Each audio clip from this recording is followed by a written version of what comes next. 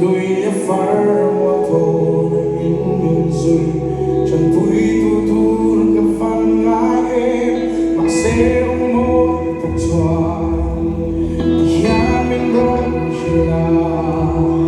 gặp phá thôn lệ hồ có hỏi sẽ thì linh hạ tình su hay hi y xóa cả lâu này